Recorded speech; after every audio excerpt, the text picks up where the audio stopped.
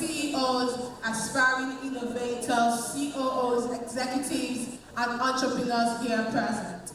It is my distinct honor to stand before you this afternoon as your master of ceremony. My name is Tolu Thompson, and I will be taking you on an amazing ride from the beginning of this event up until the very end. Please put your hands together for yourselves. Thank you very much. Thank you. We're gathered in this room today with the theme, Navigating the Entrepreneurial Journey. This is the Young Founders Forum 2024, a sideline event brought to you by the Digital PayExpo, which has been themed Redefining Payment. And the theme for this event is Navigating the Entrepreneurial Journey. In the famous words of Lucy, he said, and I quote, "The journey of 1,000 miles begins with a step." Ladies and gentlemen, young founders, co-founders, CEOs, and everyone here present, I can tell you for a fact that you gathering in this room today is one step in the right direction. A right step to connect with like-minded people, a right step that brings you closer to the reality of your dreams, a right step that connects you and gives you the advantage of networking. This is a room filled with people who have ambition, people who are innovative, architects of the future, trailblazers of tomorrow. Please put your hands together for yourselves. Isn't that what you are? All right, you know what? I did something in the morning and I think I should repeat that again. Some affirmations. We have women in fintech in the morning, and this afternoon we're having the Young Founders Forum. And I did a very interesting affirmations with the women and they really loved it. I can see that this room is filled with so many young people, so I want to believe that the energy should be contagious. Are you ready? So look at the person sitting next to you and say, "You are exceptional." You are exceptional. You are phenomenal. You are a trailblazer. You are resilient. You are beautiful. You are handsome. Now look at yourself and do that to yourself. Now mention your name, Tolu. I am exceptional. I am excellent. I'm a trailblazer. I am beautiful. I can do everything that I set my mind to do. I am that young founder indeed. I know that. That's why your voice is loud. That young founder. Please put your hands together for yourself. Thank you very much. Thank you very much. So this afternoon, get ready to be inspired. Get ready to be empowered, because we'll be having really mind-shifting and mind-blowing conversations this afternoon. We have an amazing panel session, and we have people who have done excellently well in their field to take us to this panel session. But before we go on, I'll just like to recognize some of the people that we have here and also give a major shout out to our sponsors. But please, as I mentioned their names, just appreciate them because they'll be pouring out to us today from their wealth of knowledge.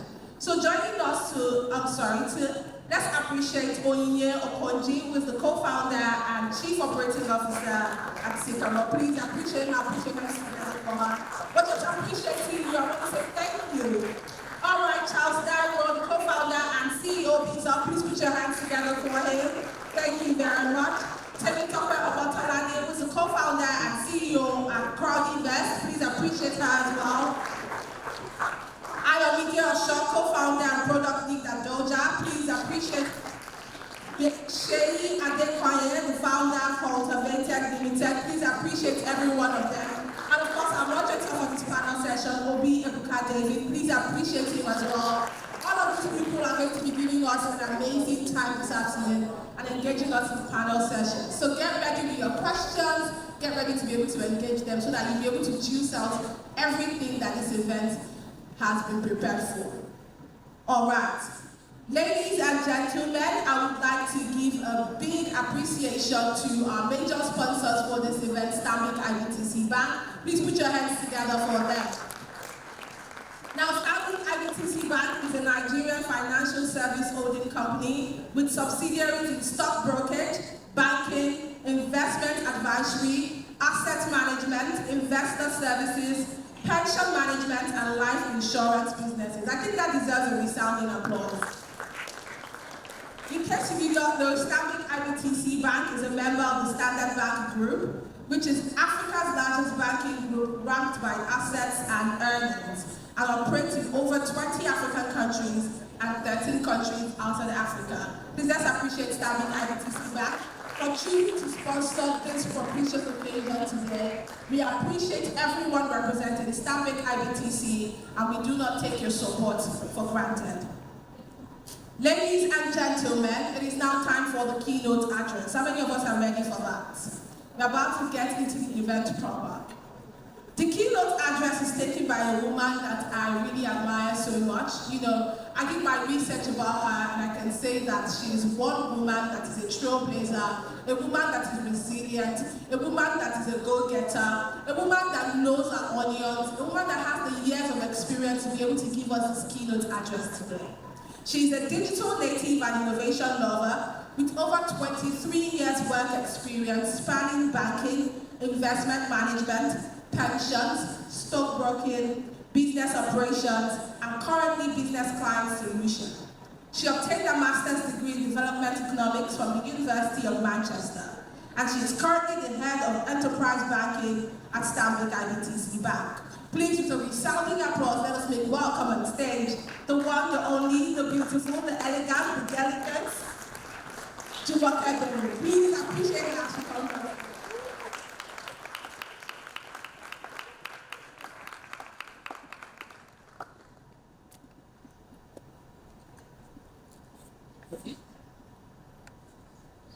Thank you once again.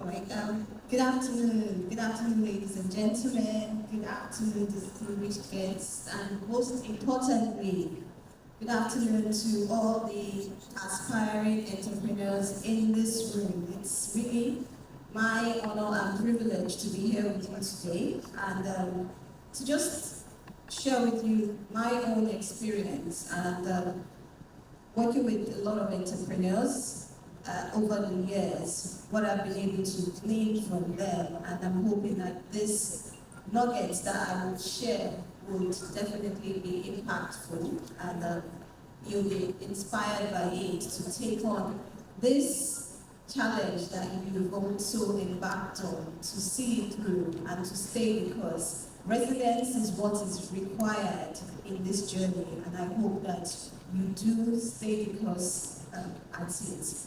So welcome once again everyone to the Young Founders Forum at the Digital PayExpo 2024. As I said, I am truly honored to be here with you today, standing in this room filled with bright young minds, innovative spirits, who will shape the future of our industry and beyond. Today's gathering is more than just an event. It's a celebration of vision, courage, and the relentless pursuit of dreams. It's a platform where ideas are born, experiences are shared, and invaluable lessons are learned. It is a space where we come together not only to discuss the challenges we face, but to forge the solutions that will propel us forward. Entrepreneurship is a journey filled with highs and lows, triumphs and tribulations. It demands resilience, as I said earlier. You have to adapt. You have to have an unyielding belief in your vision, in the path that you've chosen for yourself. As Henry Ford famously said, whether you think you can or you think you can't, you're right. So it depends on which path you actually decide to stand on. This mindset is a cornerstone of entrepreneurial success. It's the belief in your own ability to create, to innovate, and to overcome any obstacle that stands in your way. And I can tell you that if you do speak to any entrepreneurs, that is what they'll tell you. It's not that there are no obstacles, it's not that there are no challenges, but how do you stay the course? How do you believe in that dream, that goal, that vision that you set out for yourself? And most importantly, I think what drives most entrepreneurs is the why. They ask themselves, what's the why for me? Why am I taking this course? Why am I charting this path for myself? Why am I doing this, really? So, In the rapidly evolving landscape of the banking and payments ecosystem, innovation is not just an advantage, it is a necessity. The trends and technologies that are shaping our industry today are opening doors to opportunities that were once unimaginable. As young entrepreneurs, you are at the forefront of this transformation. Your fresh perspectives and bold ideas are exactly what the industry needs to continue to thrive and evolve. Navigating this complex and ever-changing landscape can be daunting. A lot of entrepreneurs will say the same thing. And this is where the power of strategic partnership. So you have to forge the partners. You have to know who you're going to walk this journey with. You have to develop the network that can see you through this. And it's never too young to start. It's never too early. Because the networks you forge now are the networks that you will rely on when you move this journey. You'll be able to call back on this network. So let's not ever dismiss, let's not belittle the power of forging networks. And it's not just the networks that you pull from. You should also be looking for networks that you give to. You have to be able to add value to the network as much as you are getting value from that network. So imagine having a partner who can provide not only banking solutions. You have a partner who can also provide you with insurance, with wealth management, with pension management. And those are the kind of partners that you need in this journey. And with Stanbic IBTC, you gain access to a wealth of resources and expertise designed to support your growth at every stage of your entrepreneurial journey. So let's talk about the essence of today's forum. This is a space designed for you to learn, to share, and to connect. So that connection is what you need to forge in this entrepreneurial journey. So use the opportunity to engage with industry experts, from those who have actually walked this journey before you, learn from their experiences, get insights from them, and build the relationships with fellow entrepreneurs like yourselves too, who are navigating similar challenges. The power of a strong network cannot be overemphasized. I know I've said this, I keep saying it, but it really cannot be overemphasized, because you do not know when you will be required to pull in that network. And honestly, it could be 10 years from now, 20 years from now, those networks will definitely come in handy. So remember, every challenge is an opportunity for growth as you navigate this journey. Every setback is also a lesson that you learn from. Every failure is a step closer to success. I know these words seem like cliches, but the meanings behind them are what you need to hold on to. Embrace these experiences, you have to learn from them and let them fuel your determination. As Thomas Edison said, I have not failed. I have only found 10,000 ways that will work. And that's the spirit behind entrepreneurial success, that resilience that I mentioned, that is what will get you through this journey that you're navigating. Persistence and resilience are your greatest allies as you embark on this journey. So I'm hoping today is a turning point for a lot of you here. The knowledge that you gain, the connections that you make will be an inspiration for you and will propel you to greater heights, to new heights. The future is in your hands. And I have no doubt that you will shape it in extraordinary ways. In closing, I want to leave you with this thought: dream big, stay curious, and never lose sight of your vision. The road ahead may be challenging, but it's also filled with endless possibilities if you decide to reach for it. With the right mindset, the right partners, and that's so key, the partners that you choose to walk with you in this journey can help make you, and it can make the journey smoother for you. It can make it easier for you as you navigate also. And getting the right support is also very important. When you have all these things, there is really nothing you cannot achieve. So this is really the speech that I prepared, but I just want to share a few things. So yes, I did read it, but I'm just going to share some personal things that I think from my own personal experience, from working with some entrepreneurs, from helping those entrepreneurs grow in their businesses, seeing when someone has reached out and you've not just added value to the person, you've also helped that person in the journey, in their growth, and then they look back at you and then they see that the success that I have made, where I am now, is about leaving a lasting legacy. And that's what most entrepreneurs strive for. So why are we in this journey? And that's why I said, what's the why for you? So you embrace your passion. What are you passionate about? What are the things that give you, bring that shine to your eyes? What's the problem that you're trying to solve? Let's not just jump on the bandwagon and think that everyone is doing this, so this is the area I want to go into. What are the things that make you tick, and what's that value add that you can bring into a specific niche? So you start small, you think big. And let's not think that Rome was built in a day. Let's not look at those entrepreneurs and think that those journeys that they undertook, it happened overnight for them. It did not. So we're seeing them and we're seeing the successes they've made of their businesses. But they started, and it was small steps, but they were thinking big, and they got there eventually. So you have to develop a growth mindset. You have to also keep thinking of growing. You have to learn, unlearn, relearn. And you have to look for mentors. You have to look for forums such as this. You have to keep attending it, keep learning, keep engaging, keep networking, and keep being motivated by people who are sharing their experiences with you. Most importantly, your network. Your network is very key, and your network should not be underrated. Your network should be filled with people you can help, and people would help you too. And you have to take those calculated risks. So do not jump into it. You have to be very unemotional, but look at things with the factual and use data to drive those decisions that you're going to take.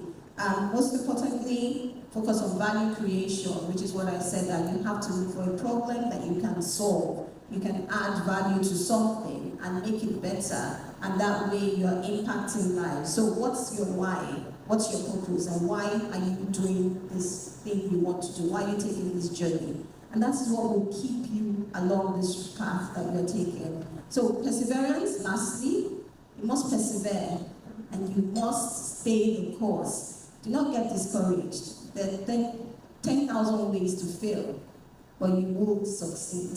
So thank you for being here today. Thank you for listening. Here's to your success, to a future filled with innovation, growth, and endless opportunities. Thank you. Thanks so much.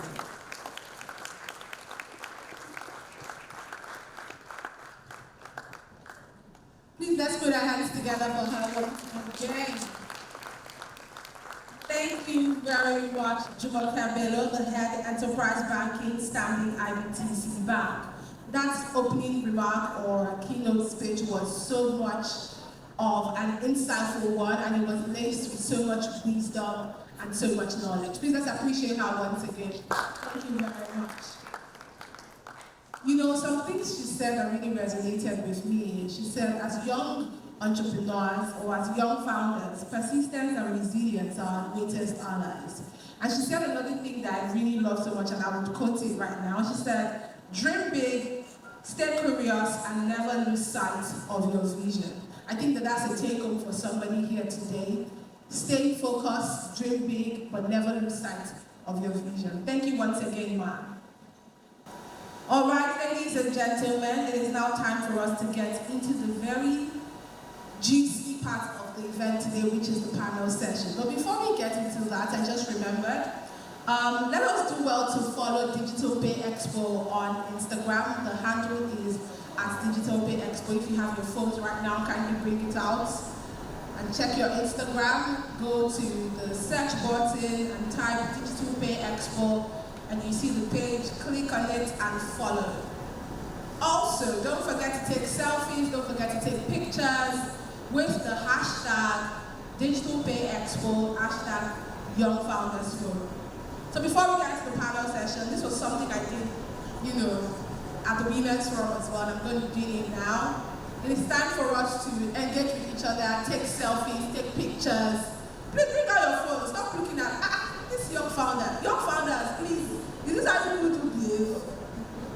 Young founders, please bring out your phones. Bring out your phones. Get ready for the selfie. Get ready for the videos.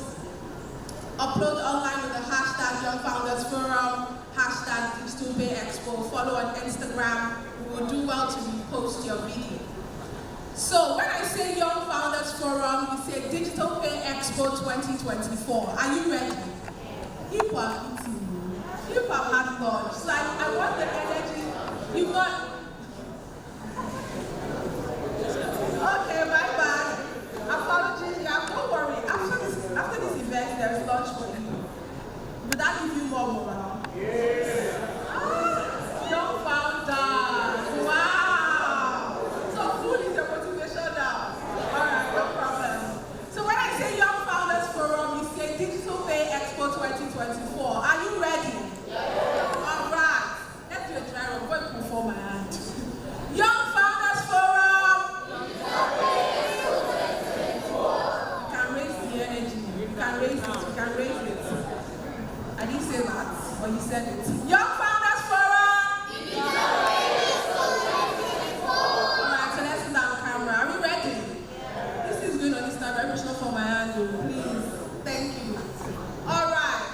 In 3, 2, 1, go. Young Founders Forum! Next up now! Thank you very much. Alright, use the hashtag Digital PayExpo 2024, hashtag Young Founders Forum. Follow us on Instagram, and we will do well to repost your videos. Alright, ladies and gentlemen, it is now time for the very mind-blowing and mind-shifting conversation we all have been waiting for. Like the theme of this event, of this forum, it is called Navigating the Entrepreneurial Journey. And in the words of Canadian rapper and singer Drake, Champagne Papi, he said something, I'm going to quote it. He said, sometimes it's the journey that teaches you a lot about your destination and not just the destination.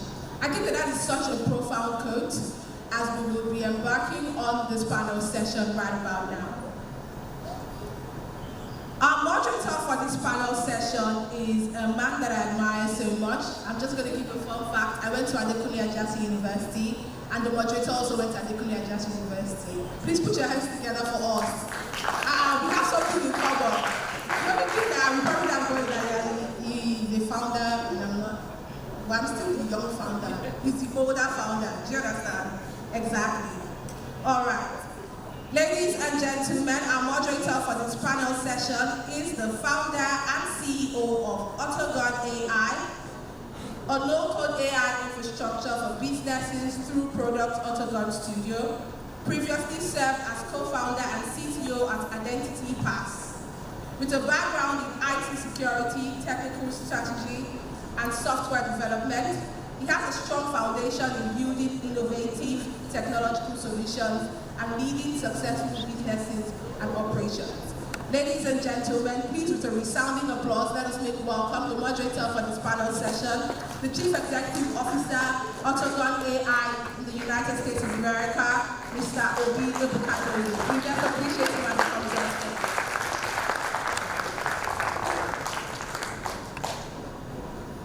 Hi everybody. Today, so we're going to have a very interesting time together today. Can you hear me clearly? Yes. Okay. So very quickly, before I bring who are going to have this panel session with me, it's very important that whatever you hear today is more to encourage you. The world needs more entrepreneurs. There are a couple of problems in the health sector, like the world is not ready for the next pandemic. In the finance sector, a whole lot of fraud. In the insurance sector, even in the education sector. You guys would have seen JAM news, and 1.9 million people wrote JAM, and higher institutions can only take about 600,000 people, and it's a problem. So there are a whole lot of problems that needs young entrepreneurs already engaging in each of these problems, and the motivation shouldn't just be money. In the health space, motivation also can be extinction. Some of you here already have a 5 years plan, 10 years plan, but the world is not ready for the next pandemic. Less than 40% of ailments today has cure. So, and there's something about the entrepreneurship life, and that's what we'll be learning from super experienced folks. And even myself, I have a lot to learn, how to navigate the ecosystem and all of that. So without taking much of our time, I'm going to welcome you to the stage. Second, and the first person we're going to be having on here, Konji, co-founder and chief commercial officer of Sycamore. We're also going to be having Charles Barry, co-founder and CEO of Visa. Please be clap for them. We're going to be having the co-founder and CEO of Panelists. Ayobide is the co-founder and product distributor, and Sheyi is the founder of the Please let's keep clapping, let's keep clapping. Let's keep clapping. So it's going to be very interesting. Let's keep clapping. We have a lot to learn. There's a whole lot about entrepreneurship.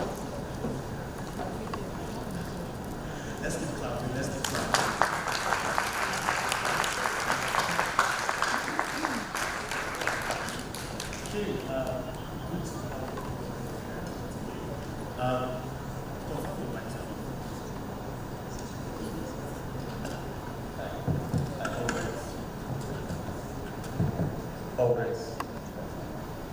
Okay. So, we're going to do like a quick round session. And every one of us is going to speak Excuse me. Can you hear me? We can't hear you. Oh.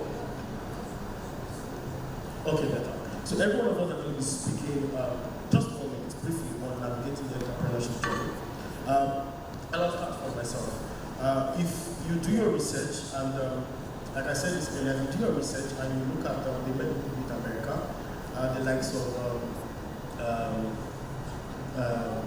JP Morgan, the likes of Ford, and each of these guys, there's just an attitude that is very common for each of those crazy guys.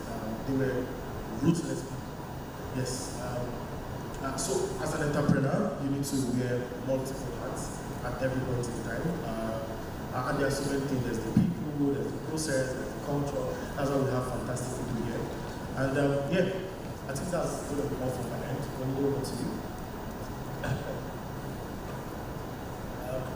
Navigating the entrepreneurship, just 4 minutes. You just have to see it. Okay. So my own entrepreneurial journey started formally 5 years ago, and it's hard. That's one thing to know, it's very hard, but it's very rewarding. I think one of the things that if you take away one thing, you should take this away, that embarrassment or the risk of it is the price you pay, but it's very rewarding at the end of the day. Hi everyone. Okay. So for me, I think I started my first business when I was 16. So I've done almost 20 years, and I've done different things. And if there is anything that I have learned, that it is a journey, it's ongoing. 20 years from now, 50 years from now, it keeps going. There is no day that you would say, I've done it all. It's an ongoing process. So allow yourself to grow as you go. Thank you. Thank you, Charles. Hello everyone. I started my own journey right, I think I was a teenager. I was selling noodles to my brothers within the house. And I grew up watching my mom do lots of business. She was selling snacks first, and then she added Zobo to it, supplying to schools. Then she started a supermarket. Right now, she's running a poultry. Like, I've grown up watching her trying different things, adding more businesses to our portfolio, making money, and so I had that as a very good example. The way I see navigating the entrepreneurial journey is just about being curious, seeing problems, looking to solve those problems, understanding that it's going to be hard, trying your best to learn and grow as you are experiencing the challenges, and ultimately succeed. Thank you. Hi guys, it's a real journey. When I started, can't tell you when. All I knew is that by the age of 25, I was supposed to make my first $1 million. I'm going to be 40 next year. I haven't made it yet. Almost, about 5 years ago. Right now, I'm very far, but it's a journey. And the reward is when you keep on, winning, failing, picking yourself back up, and just keep going. So that's where I'm at. Don't be discouraged though. You guys can still make your first 1 million by the age of 25. Okay, hi everyone. So for me, I found myself in it. It wasn't something I chose to do, very honest. So one thing I've taken away from the journey so far is to record my wins, right? Because as an entrepreneur, you're going to have a lot of losses, or just in low times. What will keep you going is the times that you have won. So it will do you a lot of favor, it will do you good. So when you feel like, am I supposed to do this thing? Am I sure? You just go back to the time. Because you're going to forget. It's very easy to forget how you were at certain point in time. So you have to put things in place to remind you of how good you are. Yeah, thank you. Thank you very much.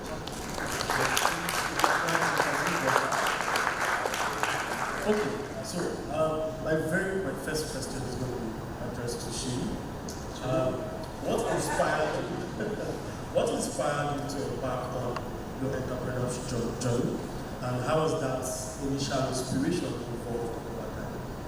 Okay, there's an answer I can give when I just want to sound like a consultant, right? But I'm going to say the truth. Honestly, remember I said I started when I was young, right? And what inspired me, two things inspired me. The first thing was hip-hop music, right? I was listening to my favorite musician then, my favorite artist then, Jay-Z, right? Was always talking about being a businessman. And I was just like, you know what, this is what I want to be, right? So I had no idea, but for me, I just looked up to him and I decided that's what I want to be. First part. The second part was, I had very, very motivational parents, right? My father had rich dad, poor dad, right? Even though he was going to work, he was telling me, when you grow up, you're not going to work a 9 to 5, you're going to own your own business. He was already sowing those seeds. So I had Jay-Z in one ear, I had my father in the other ear, then I had my mother in front of me telling me, you remind me of, at the time it was Bill Gates. He said I remind her of Bill Gates, he said I remind her of Warren Buffett. Then she now told me that I remind her of Mike Adenuga, and I remind her of Undika of Bayinbena. These people are all different too. But she said I remind her of one of them. All those things were what inspired me to start the journey of entrepreneurship. And it has evolved, right? Because if you go in just thinking you are the man, right? Because again, my parents told me I was the man. Jay-Z told me I can be the man, right?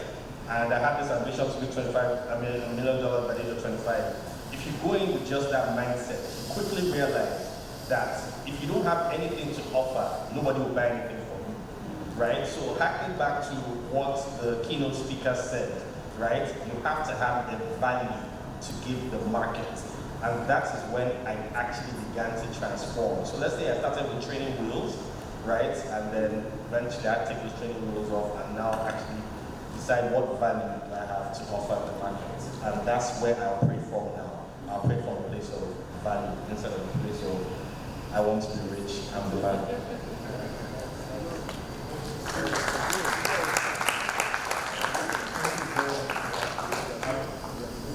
Product, solution, like that's the value, like the customer's problem.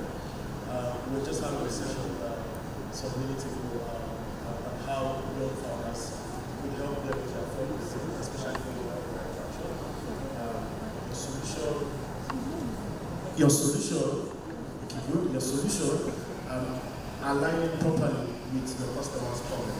So real quick, we're going to be hearing for this same question from people, so what has inspired you as well to interpret, and how has that inspiration evolved over time? All right, thank you. I wanted to just do a quick survey. How many people already run their own business in the house? You have your business. Live it with pride and joy. Please celebrate yourself. It's not easy. So for me, I started when I was 16. So my dad had passed and I lived with my mom, and I've written jam 7 times. Yeah. And so you can relate, have you? So I remember the last jam I was even going to write. I got into the hall and I'm like, I can do without this thing. So I entered and sat down, and as they were about to start passing the question paper, I just got up. So they asked me, why are you up? I said, I'm going home. They said, why? I said, I'm not writing this exam again. I have to find a better way. And it was mainly because my mother wanted me to be an architect. I just wanted to do business. I love doing business. So I got up and I left. I still went to school. I went to Unilag and went to do their, DLI program. Right. But what inspired it was, number one, I love to do business. Number 2 is, if I do not work, I will not eat. Hunger. So, being the only child and being a girl child, you've been told a lot that a man will provide for you. But at that age, I didn't have a boyfriend that could sponsor my stuff and all of that. So I had to look around at what it is that I could do. And at that time, it was to learn how to be a makeup artist. In Nigeria, we have different businesses that trend. There was a time that makeup was the in thing. There was a time it was real estate. Now it's fintech. Now it's AI. God knows what will happen next tomorrow. And it just goes like that. So I went to learn makeup, and I would do makeup for people.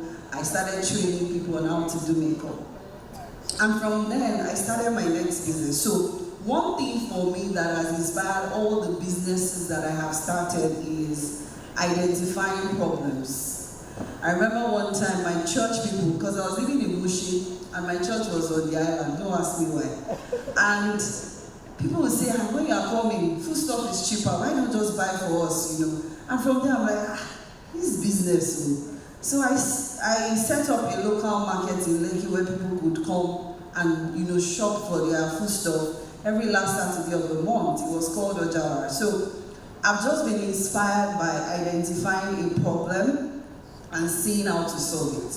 And the juice of it is that the truth is Nigeria has a lot of problems.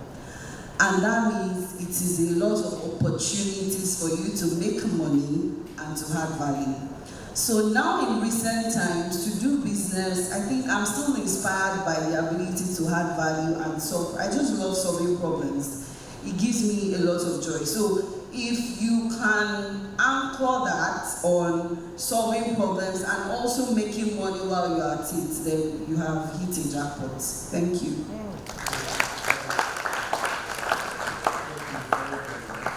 Okay, so my next question is going to be to Adeokude.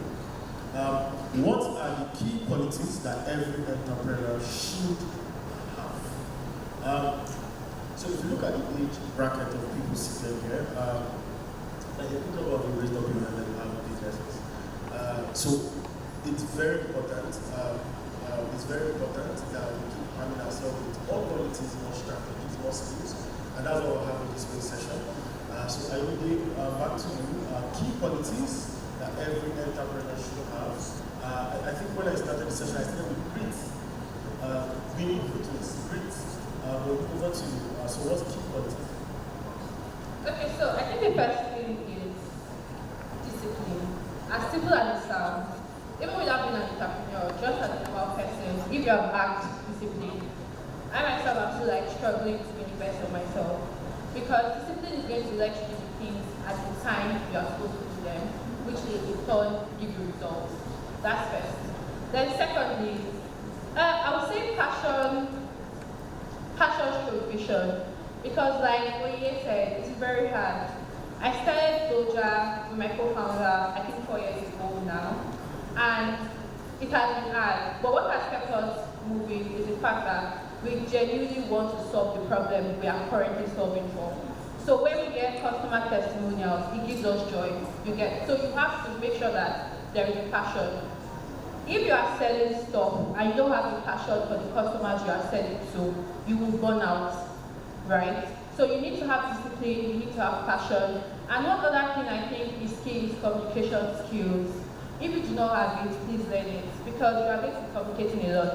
You are communicating, if you have investors, you are communicating to your investors. If you have a team, you are communicating your vision to your team. You are communicating what you want to achieve with your team. If you have customers, you are communicating what you have.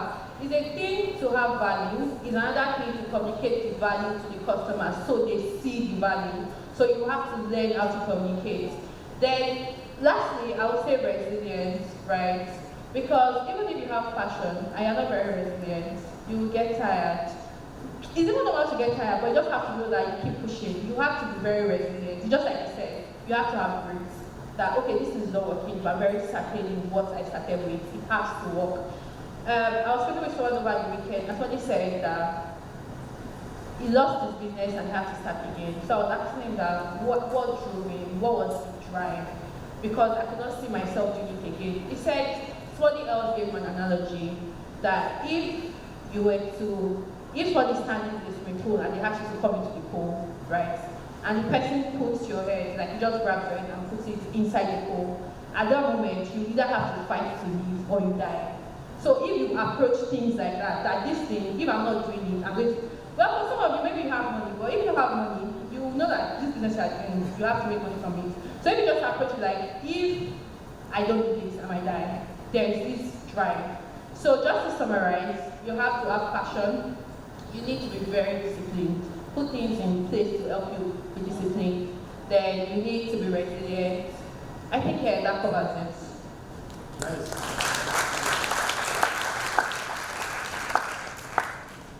Charles, how are you?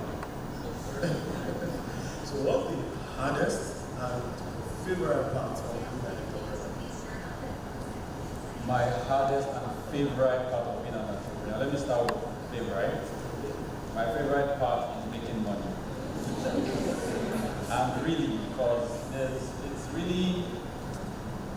a fulfilling experience when you find an opportunity, you think of an idea, you bring it to life, you see people patronizing or using your product, and you actually start making money. I really enjoy the process of taking something from an idea to a money-making product. The hardest thing about entrepreneurship is being an entrepreneur. It is hard. There are so many challenges. There are challenges when it comes to people. This might be you as a person, it might be your partners, it might be your customers, it might be your investors, it might just be the general public, right? And you have to navigate all of these problems. It might be problems with funding. Maybe you're not able to make the money or get the money you need to execute a project. It might be money with the problem might be with the market. Maybe the market, you build a product and the market is just not ready for that particular product. So there are so many challenges, but the thing about entrepreneurs is that we have coconut head, right? We will keep trying, we will keep growing and learning until we are big enough to overcome that problem. So yeah, that's my answer. Very good.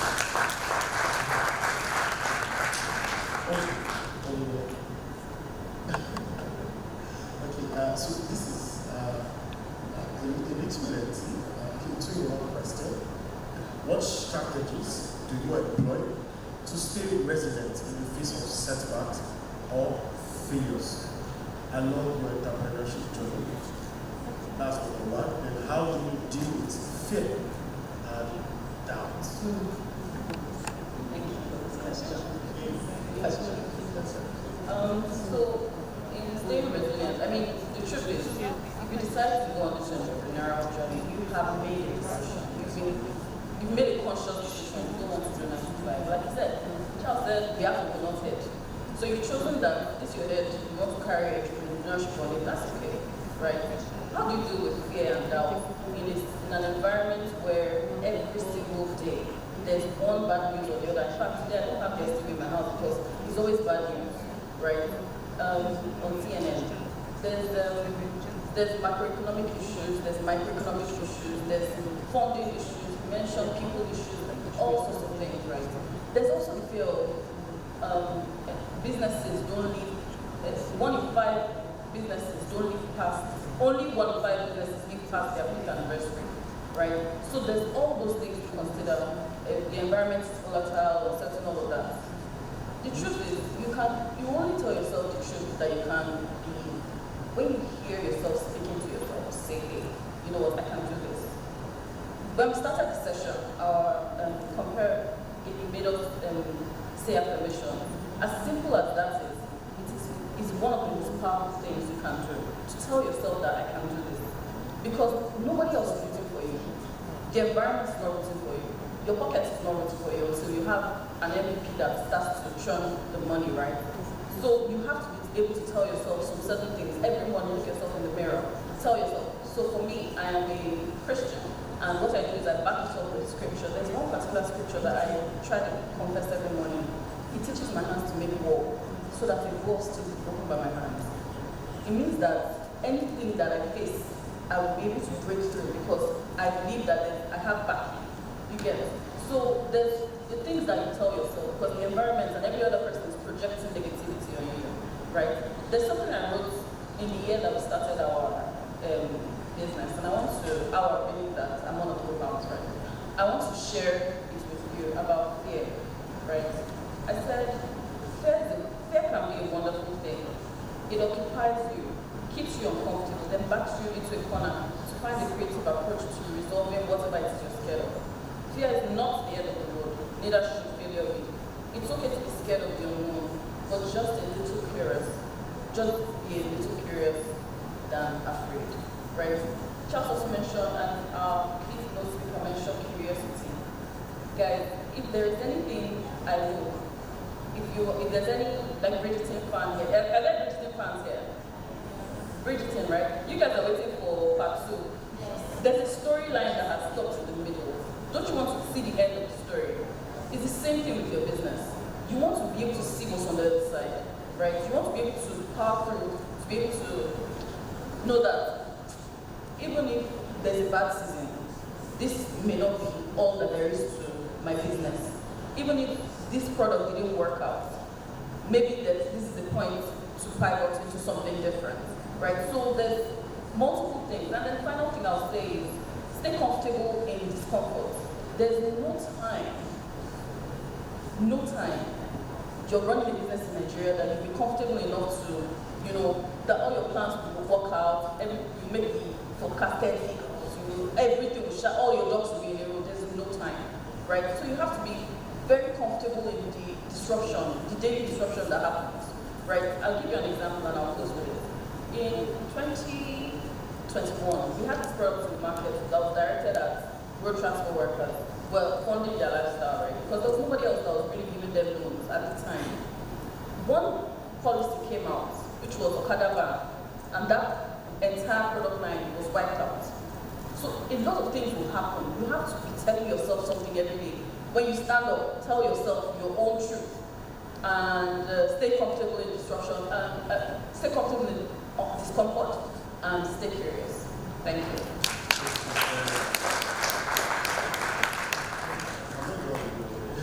Okay, that's fine. Now, looking at the state of Nigeria today, how would you encourage founders, starters, to support how they can say this is an ideal problem?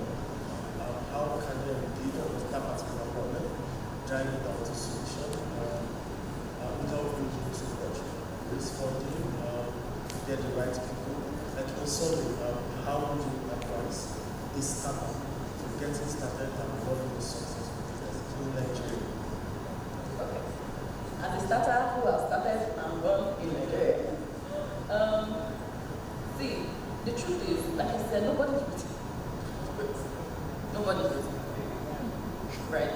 The encouragement is here. Be encouraged to start because, see, all of us on this panel have started and there's something about telling a story now.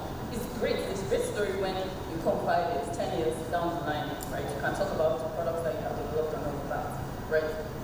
Your question was really around encouraging them to keep going, isn't it? Spotting the problem. Spotting the problem. And running very fast to successful.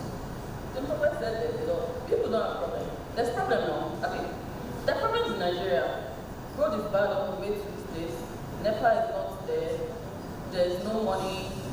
there's no Fusamba, Java, all sorts of things that are problems that people can't solve, right? You have to look for the one that irritates you the most, because that way you have a story to tell, right? The story that I can tell is that I didn't have money, and I was trying to figure out how do that's the problem.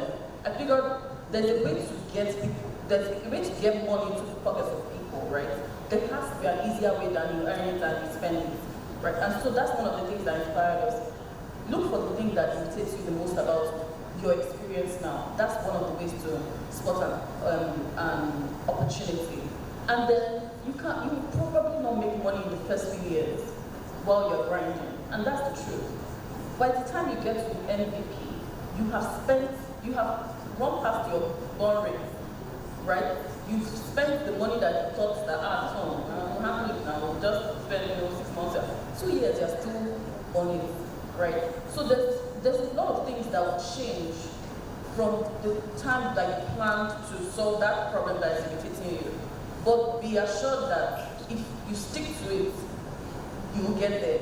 Because if you keep going, you find smarter ways to address the problem. You find smarter solutions to address the problem, and that's where you start to be revenue generating. Thank you. Thank you very much.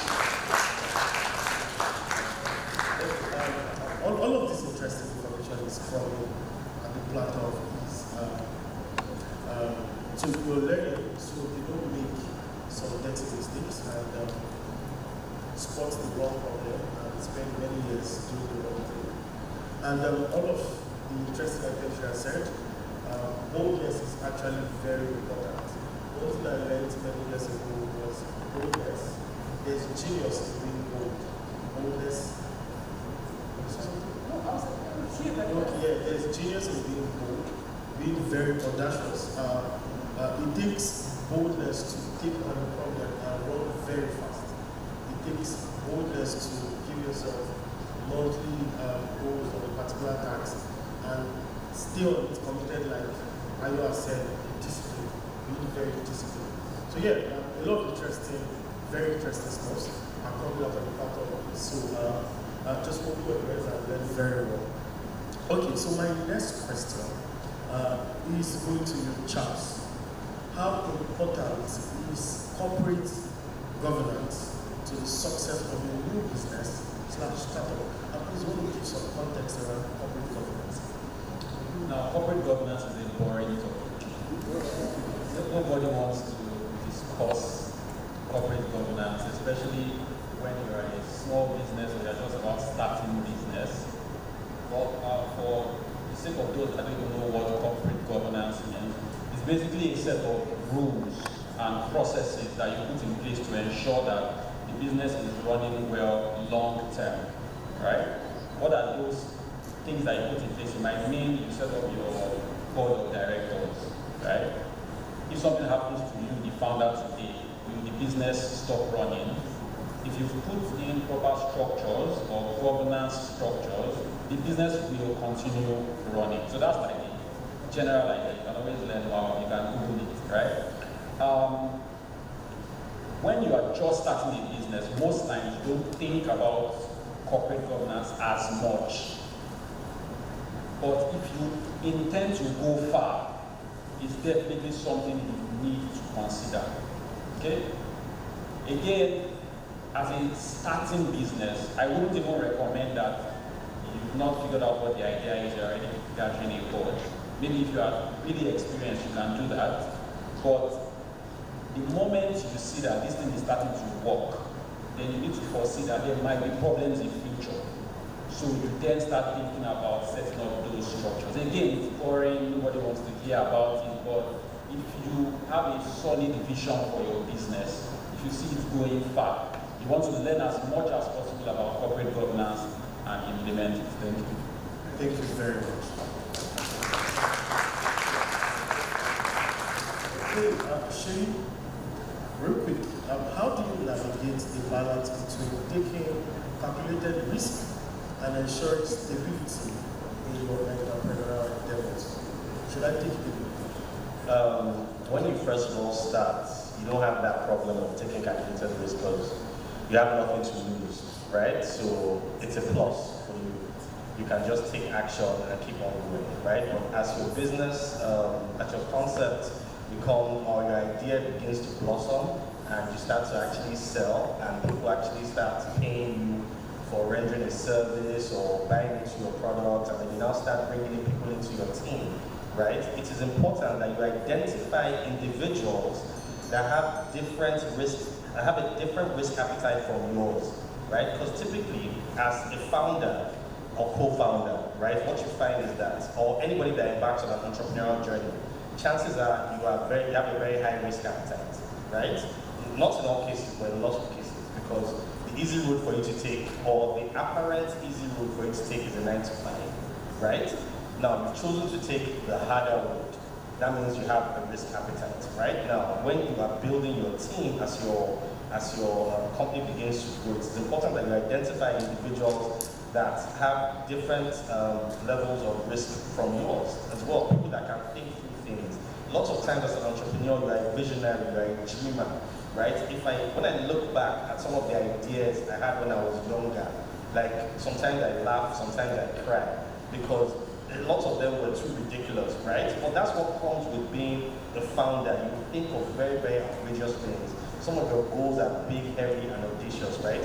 Just make sure as you grow, you identify people that bring other analytical capacities from yours, and that will help you to manage your risk, right? And it will also help you to take what I would say calculated risks. Thank you. Thank you very much. Okay, so this is for you, I know. Some of you have existing businesses, and staying relevant is actually very important. Staying relevant is actually very important. So the world has moved between several industrial revolutions. Right now we're in the age of artificial intelligence. So this is good to you and me in today's rapidly changing business landscape. How do you adapt and pivot your entrepreneurial approach to staying relevant and competitive? Okay, so the keywords there, relevant and competitive, right? I'm going to approach it personally, right? In my company, we do that in 2 ways, because we run a B2B business and you get direct feature requests. So I would advise you you think of it to this side. There's a building for now and there's a building for the future. So the future can be 6 months from now, it can be 12 months from now, it can be 2 years from now. And this is how it's supposed to be. When there's a part of you listening to customer requests, oh, we want this, oh, we want that. You already have these people as a customer, you cannot afford to lose them. So you have to prioritize. But while prioritizing, you ask yourself, is this something we want to do now? Is this something we want to do in the next 6 months? Is this something we want to do in the next 12 months? Because you're trying to stay competitive. You don't want to lose that customer to another person. That's one part. Then the second part is for you to start predicting what's going to happen in your industry. Now, most times your active customers cannot help you. You have to sit down and just project that, okay, this is what we are offering these people now. What will be their needs if they continue to grow and they are still with us in 2 years? And you have to start preparing to meet those needs. I don't know if that makes sense. So it makes it very easier for you if you see it from that like that. You are building for now, and you also have to accommodate for the future. And the way you can build for now is to listen to people that are already using what you have. So if you're a fresh business, what it means for you is that you have to build to get one customer. Whatever, if you are building anything and you have not gotten an active customer in like 6 to 8 months, you might need to revisit the idea that, okay, what exactly am I doing? But when you get one customer, for you to stay relevant and competitive, you have to keep that customer. Then you have to now say, okay, I need to increase the number of customers. What should I do? Do I need to expand what I'm doing? Do I need to just stay and just continue marketing what I'm doing? So I feel like when you approach it from that angle, it makes it easier for yourself and for your team, because you can then prioritize easily and then manage expectations so you don't lose your customers. You just be relevant and competitive. Thank you very much. Collaboration and networking are often key components of success for entrepreneurs. So this is to you, Dr. Charles. Can you share any experience where collaboration or networking will play a crucial role in your journey. So start with you, Okay, so I'm a very big supporter of collaboration, and I've found that we easily compete when we should be collaborating. And you see a lot of businesses operating in silos where you're operating alone. So you want to be the producer, the manufacturer, you want to be the distributor, you want to be the seller, you want to be the builder, you want to be the creator. So you just want to be all over the place. And what then happens is that you spread yourself so thin that you are not even fully able to maximize what your own core area of strength is. There are different ways where you collaborate. So for example, let's say that I want to look for a very basic example. So let's say for example, I want to sell eggs, right? If the capital that I have to start to sell egg is 100,000, what I need to do is to identify who I'm going to be collecting my supplies from for me to be able to sell. And then I'm going to be looking at who I'm going to be collaborating with, maybe for transportation, for me to be able to sell. Who I'm going to be collaborating with for my POS, if I need POS, who is going to be my banker. So that's collaborating, simply put. Now, the stupidity of it will be for me to say, because I want to sell egg, that's my core area of strength. I'll now start from setting up a poultry farm, dealing with day-old chicks that I have no business dealing with, dealing with staff that I have no business dealing with, or I don't have the expertise to do it, all because I just want to do this thing by myself. So collaboration is very important. And in your selections of who you are collaborating with, you have to be very intelligent in doing so. Now, for example, if I'm going to start my egg business today, and I decide to go to a major fast food to go and start from there, they may look at me and say, oh, there are certain criteria you may need to meet for a startup business that you've not met. But I can decide to collaborate with the mama puts in my area and say, don't worry, we'll supply this egg for you. I can decide to collaborate with the bank to say, okay, give me this POS, for me to be able to do my transactions as quickly as possible. You can collaborate to the point that even the supplier can start giving you credit and say, okay, you have been consistent in your pickup and you need to scale up your business. I can give you this at a particular price, and after you have sold, you can bring it back. Now look at it. You have been able to go a full circle without having to do everything by yourself. So for me personally, collaboration has helped save my life. It has allowed my business to go so far, farther than I could have ever thought I would go if I did not do that collaboration. Another collaboration that is very critical that we sometimes don't pay attention to is in when you are choosing your co-founders and the staff that work in your office, especially co-founders. Now, imagine if I want to set up, a business, and my core role is finance, and then all my co-founders are all finance people, and we are trying to set up a business. I need someone that has the strength in marketing. I need someone that has strength in operations. I need someone that has strength in people management, customer service. But I am going to pick all my co-founders as finance. Instead of collaborating at that point, we are going to be competing. Because I'm going to come to the meeting and I want to show my co-founder that I know better in this thing, so you don't tell me. But if everybody comes to that meeting with their own core strength, and we are at management meetings, we are discussing, they can pitch it intelligently to say, okay, from my area in marketing, this is what I need to do. And I think that is something that we need to seriously, pay attention to when collaborating. Thank you. Yeah, so the Mr. Fire spoke earlier regarding collaboration, I'll just speak on networking. I'm an introvert. I may not look like it, but I am. Right? Do I look like it? I look like it. I didn't know it was that obvious. So naturally, I don't enjoy dealing with people. And when I started my business, that's how I started. But there's also a lesson there. I was running a website design company, and I looked for a marketing approach that works for introverts. I knew that I didn't have the personality to go from office to office, pitching. So I learned something, it's called search engine optimization. It means that when people go online on Google and they search for website design company in Nigeria, they find your business, or in this case my business, and they will come to me. And I believe that the business is still running today after 13 years, and that has been our source of customers. Okay? Thank you very much.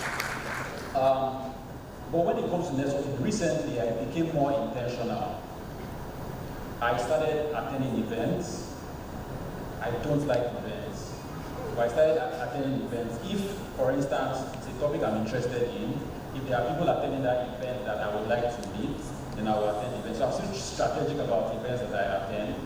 But then I also started reaching out to people, old schoolmates, just say, hey, how are things going? Let's just catch up, right? Some online, some I actually go out, meet with them one-on-one. So this is not me and a lot of people.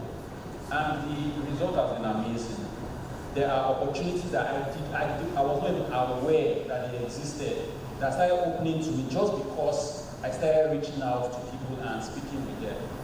So I think networking is really important. Like as you're in the room, and it was in line with what the MC said. Yeah, I think that, no, actually, the keynote speaker, right, regarding the power of networking. You are in this room, there are people that can change your destiny. But if you don't open your mouth, it's a closed mouth won't get fed, right? If you don't open your mouth, if you don't introduce yourself, then you are not able to get that opportunity. But what I've seen as an introvert is that networking is actually easy. I prefer listening than speaking. So if I can just get the first statement out of the way. Most people like talking.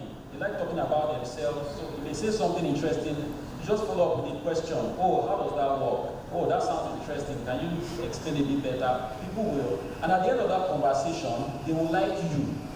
Because they feel like, wow, this is such a great communicator. But all the while, you were just listening. And the core of networking is in, after that interaction, someone should know you, they should like you, and they should trust you. It might be the next day, it might be 2 years later, that they will remember that there's this thing, I know someone that can do this thing. Or I know someone that has solved this problem before, and that opportunity comes up. So yeah, thank you. Actually, listening is a very, very strong trait for sales especially. And even for selling yourself, selling your product, you have to listen to that particular customer. Okay, so real quick, before I take this next question, how many of you can relate to this all these So Elon Musk is a very strong advocate of a 100-hour work week. Now, so this question is for both Onyinye and Shi. How do you maintain a healthy work-life balance while pursuing your entrepreneurial goals? Who wants to go first? You guys, let me tell you guys something. Before we came on stage, we had one child that anywhere that you see me and Onyinye, let me talk first, because Onyinye is very, very prepared. So thank you, Charles, for giving me the opportunity. I'll say this. Unfortunately, you don't have the luxury to strike a balance. That's the honest truth, right? I'm not sure which one of my panelists had said it. If I don't work, I won't chop, right? As an entrepreneur, you're always switched on, right? One thing that we were not told before we started this journey is that they tell you that you're working for yourself, but the more successful you become, you start to realize that you're working for other people, not your customers, the people that actually work for you. If you cannot be successful, you cannot pay salaries. The people that work for you, right, they will have demands. They will come and meet you. Oh, it's my wedding on so and so. Oh, it is this, it is that. You have to remain switched on, right, as an entrepreneur. So again, like I said, I haven't had the luxury. I don't know if when they would say or paint a different picture, right? So how does it work for me? How does the fusion work for me? I actually only embark on projects that I enjoy, right? So it is not work. It is my life's work. I enjoy doing it. And I'll be honest with you, anybody that knows me knows that I actually don't like work. When I'm doing the things that I do, you can see that I speak with a passion about it, and that's because I enjoy it. So it's no longer, I'm separating my life from my work. No, my life is my work, and I actually enjoy it, and I actually get fulfillment from it. So I urge you, and I implore you, that as you find solutions, or as you identify problems, and you find solutions, and you try to sell those solutions, right? Please, please, please, it would work best for you if you actually enjoy offering that service. Thank you very much.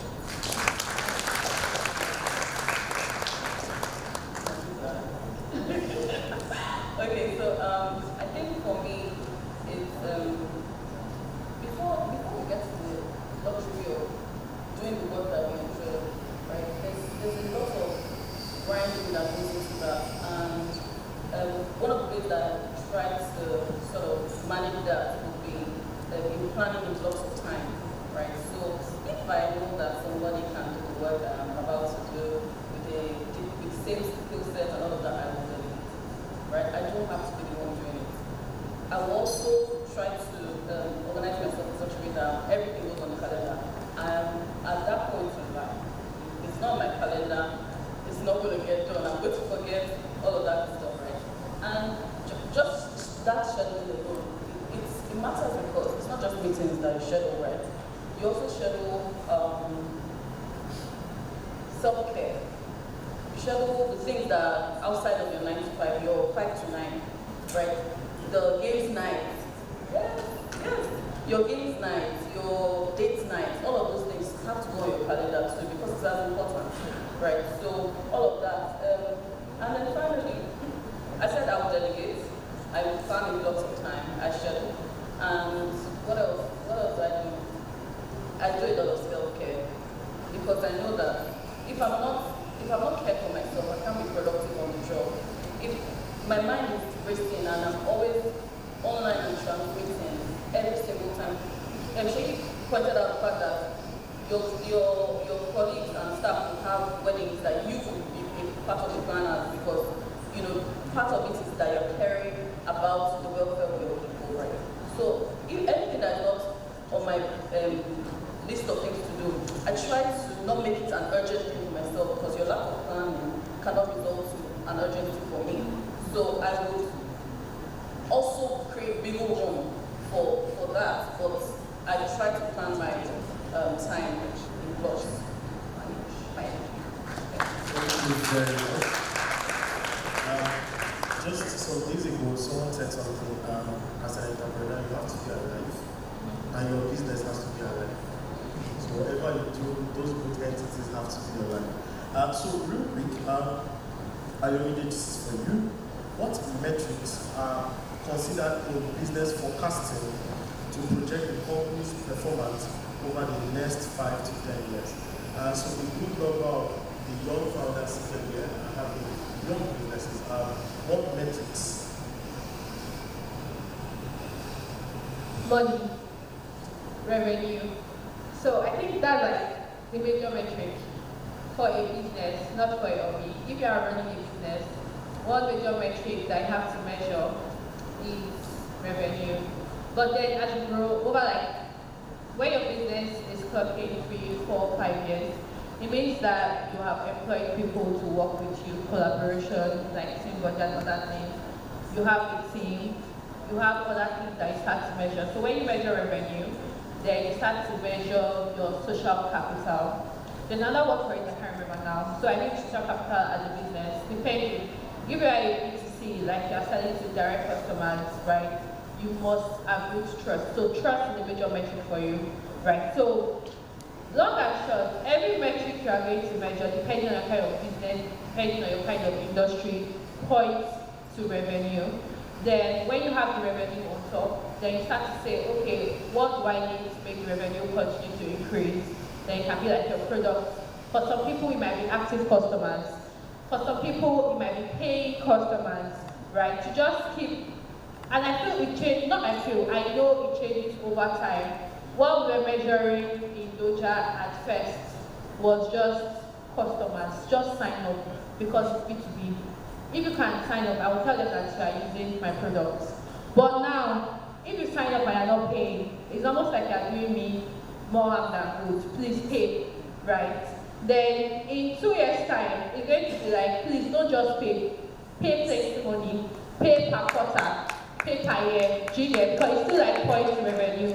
So just so that whatever is driving you, if you want to be dancing on Instagram to sell your products, if you want to go to the market, you are making money. I think that's just it.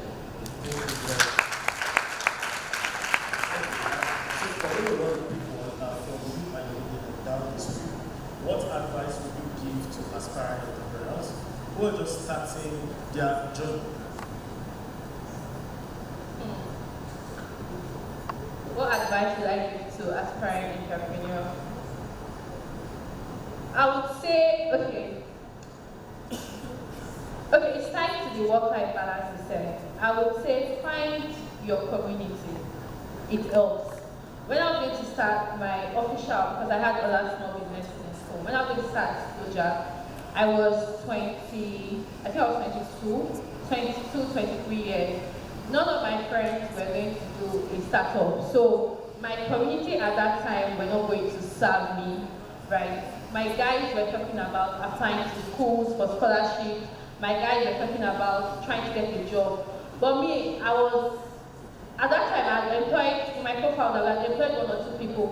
So what we're thinking about had changed. So I had to find people in my community, because if you don't have people to talk to, you would almost run mad, right? And I'm not saying it to make you scared or something. You will almost run mad because you are thinking of a lot of things at the same time. I need to be able to talk to me and be like, this company that we're talking to, they did this. And you'll tell me, well, do you get? So you feel better that, it's not just me. So one thing is find a community. If you are doing business, who are the people who also doing business around you that you can share your problems with? It will keep you safe, right? I'm sure they're going to give you other deep things, but this one, as you are building your community alongside. So it's going to help you when you are weary, when you are tired. Those ones like hold you.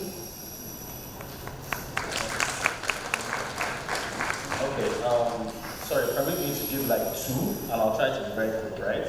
And these 2 I'm going to give, I'll give you an example from the past, so you can relate with it, and then I will show you an example from the future, right?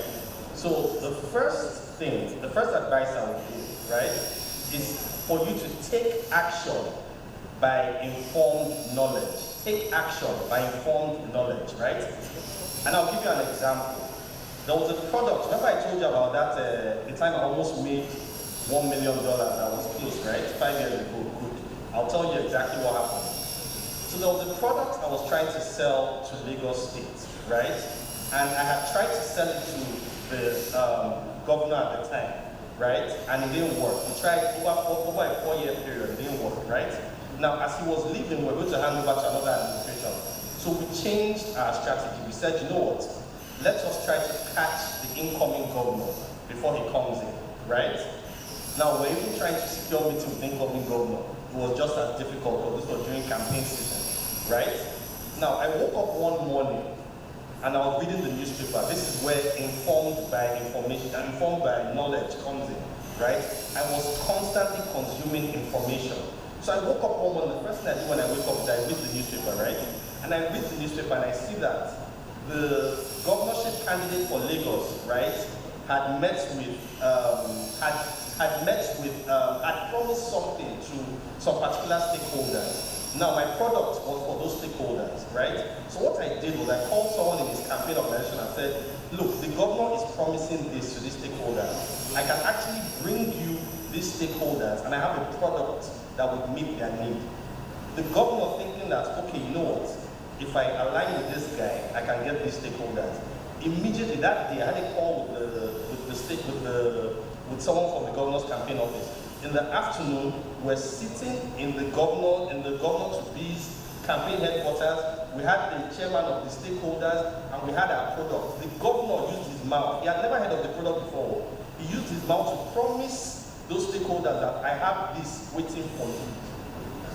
So that was me taking action based on informed decision. You must take action, but make sure it's informed. Now, the second example I'm going to give, or the second advice I'm going to give, is that it's important for you to seize opportunities wherever you find yourself, right? And I'm going to give you a practical example, right? My guys on the panel, I am an organization culture consultant for a company called Culturate, right? What do? We measure culture, we help you optimize culture and help you transform culture. Why is culture important? Culture is a foundational principle that guides how effective and productive your employees are. Your employees cannot be productive if they don't work in an enabling environment. So that's what I do. So now, guys, can you see? I've marketed myself, but I'm on this stage with these guys. And I'm not done, though. After this thing, I'll still go and meet them with my card. Guys, how far? Do you understand? So again, like I said, take action based on information and seize every opportunity in front of you. Thank you.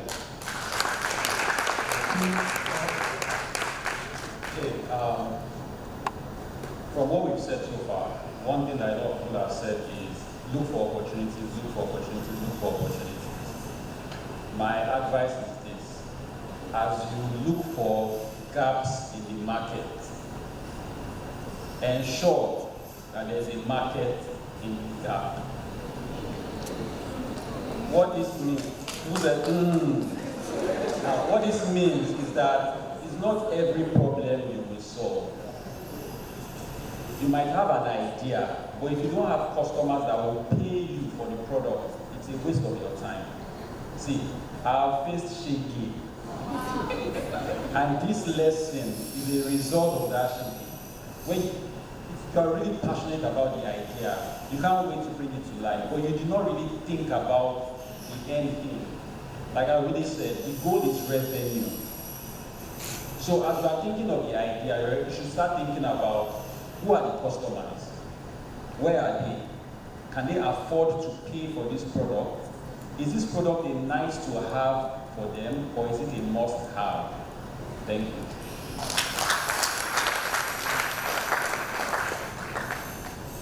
So for me, what I would say is that who you become as you build your business is as important as the business that you're building. It's very important that you continue to work on yourself. Sometimes people are just so, involved and deep into their business that they forget that they have a life. And some people, after a while, they are so bittered about their business because they have not paid so much attention to themselves. So as you grow your business, pay attention to yourself, pay attention to your family, pay attention to friends, because these are the people that will pick you up when things hit the roof, right? And then the other thing that I will say is start small and grow big. You don't have to start today and today you are already meeting with investors that want to give you 10 million and the big top 100 people are already your competitors. No, start small, do pilot testing, test things out, and then once you see that you have understood it, grow big. And I think the last thing I would say is be willing to pivot your business. There are a lot of policies or changes that happen.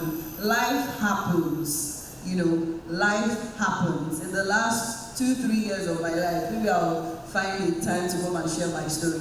Life has happened to me. But your ability to look beyond what is happening and pivot and see how you can turn things around. You may start with an idea, but as you go, you may have to tweak that idea to be something better, to go with the policies and the trends. You know, we started with camera phones, cameras before. Now, nobody's spending money buying cameras. Everybody is doing everything on their phones. You don't even buy wristwatches anymore. You have your phones. So that is life happening. So if you want to stick to, let's keep using Kodak, camera, you will not be here today. So be willing to pivot and transit as life happens. Thank you. All fantastic points have been made, but I think I'll just add one last thing. Pay attention to your mental health. You'll shake. You see. The entrepreneurship in Nigeria was shaking mental. Like, I know that in the last year or two, I've had serious challenges. No, 3 years ago rather, I had serious challenges because everything was about, doing gritty work, just putting it out there, working. And not really paying attention to the people who were going to pick me up when I fell, and my health. Because I thought I was AI or a machine. I don't know what I was thinking, but I was just going because they said, this is the time to work hard, you have energy.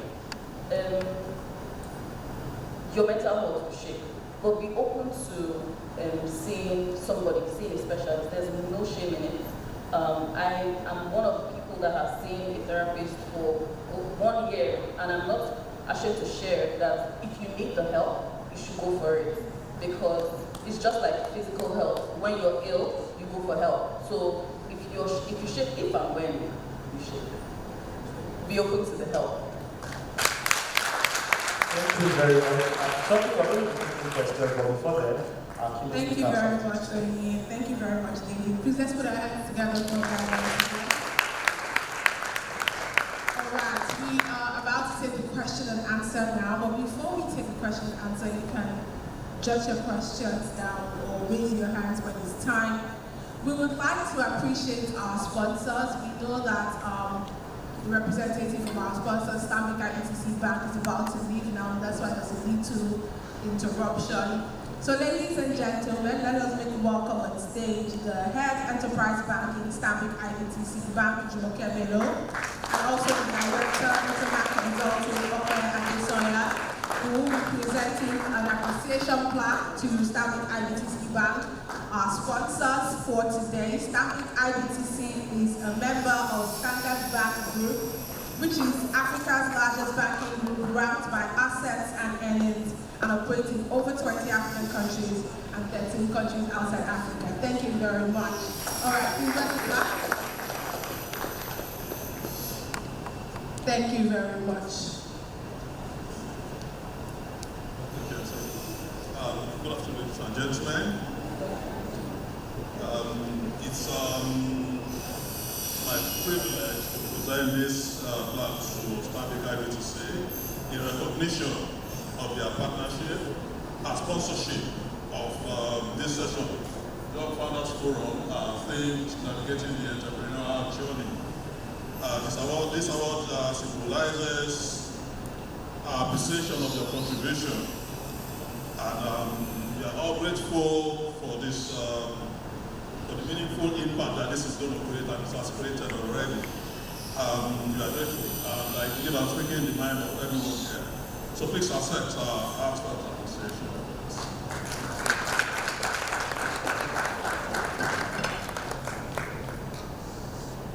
All right, please, do we have other members of Stanbic IBTC in the room? Please come forward so we can take a picture together with Mr. Okoye Adesoya, who is the Director, Intermark Consulting. Are there any other Stanbic IBTC members in the room? Please go forward, take a picture. Thank you very much. Please, let's put our hands together. I'll go forward.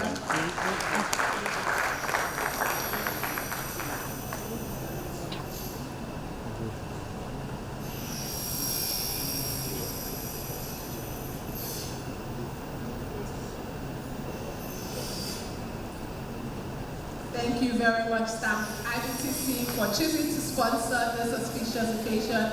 We appreciate you. Just before you go, please, if you'd like to take some pictures with the panelists, I don't know if panelists can come down for a moment, take a picture with Mrs. Jumoke Bello. Thank you very much. Please, let's put our hands together for that. Are there any other representatives from Intermark Consulting as well in the room? Please step forward.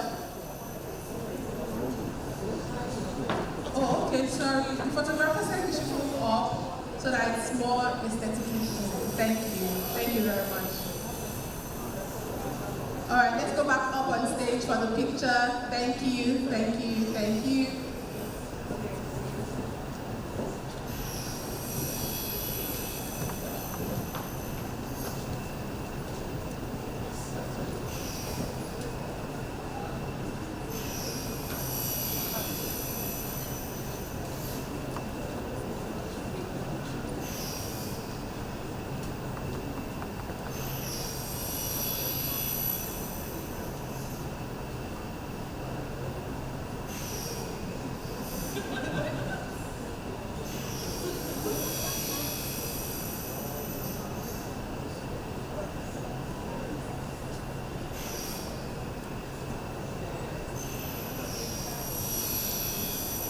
All right, thank you very much. Thank you very much, Mrs. Jumoke Bello.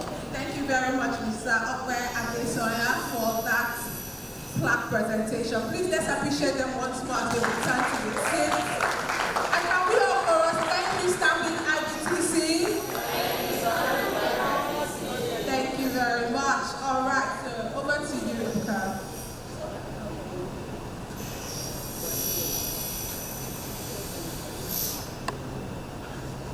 So if you have your questions, please do well to raise your hand and the microphone will pass.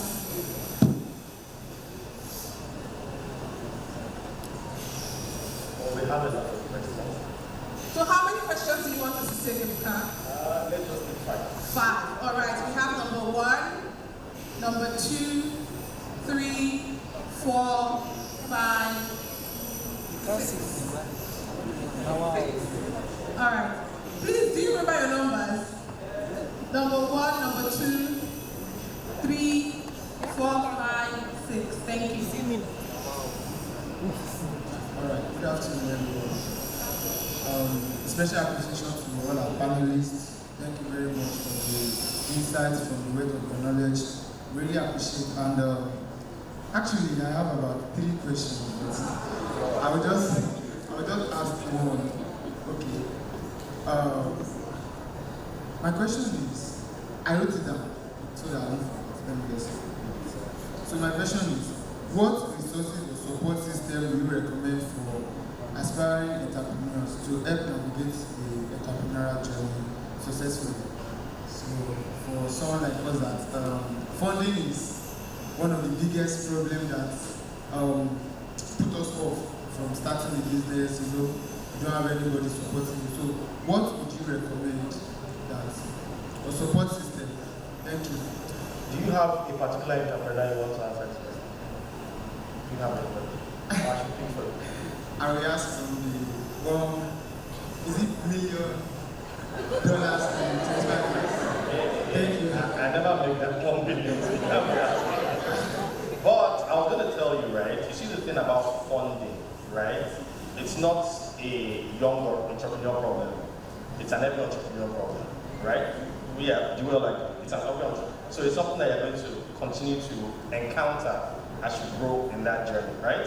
But what I can tell you as a young entrepreneur, right, is that you continue to perfect your product or your service. And the only way for you, one of the ways for you to do that, right, again, I can't overemphasize it, but it's knowledge acquisition, right? The second thing is for you to acquire mentors, both remotely, right? So you can be mentored by somebody you look up to and just start studying the person's business moves from afar, right? And there are copious amounts of information online for you to actually get this knowledge, right? Then the second thing is identify people in your community, right? Or at events like this that have actually done things that you want to do, right? Disturb them as much as you can to get as much information as possible. one day, right, you can find, right, if you are speaking to the right, if you have the right mentor, right, they may not be able to give you the funds you want, but from sharing with you, they may have enough confidence to introduce you to the person or the people that may be able to fund your idea. Do you understand? Thank you. Okay. Before the second person comes about, she wants to look on that. The other thing I was with two things is it's very important to start small, because if you have an idea today and you're already immediately looking for 10 billion or whatever millions to fund it, there is problem. So sometimes it's good to start with your own funds or even friends and families putting monies together to help you, start the business. Once you can test that there is value, people will pay for value. You can test that there is value, then it's easy. So it's easy for you to come to me and say, oh, I have this idea, I've done the pilot, this is what I've done, I have 5 paying customers, they've already started this, and this is our projection for the next, based on the order I've gotten. It's easy for me to fund you than you tell me I have the idea, it's on paper, I'm still looking at it, but with your funding, nobody wants to fund you to test your idea. They want to test an idea like Olamide said, an idea that is already paying. If you can show me that I have 10 paying customers, 20 paying customers, and I can grow this number, it is easy for me to give you funding. Then the second thing is leverage on collaboration. If there are people that can give you maybe parts and pieces of what you need, and you don't have to spend. So for example, if the total capital you need for your business is 10 million naira, for example, but you are able to partner with someone that can bring that component, and you come together, you may end up just even spending maybe 1 million or thereabouts. You have already cut down, the total cost that you need to raise as capital. So that will help. Good afternoon. I really appreciate you all for your first part.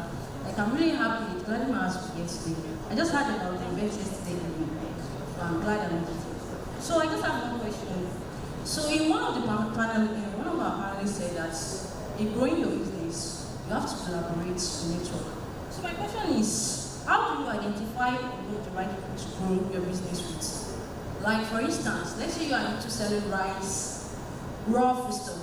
So does it necessarily mean that you meet with other persons selling the same stuff, like the same market as you, to collaborate with, or you meet with other people outside selling different things from yourself? Because based on my own experience, I sell scarves. But meeting with others that sell the same thing as me, they'll be like, I don't want to collaborate with you, we are selling the same thing because of the competitive this thing. So do we really have to be in the same line of business or go outside?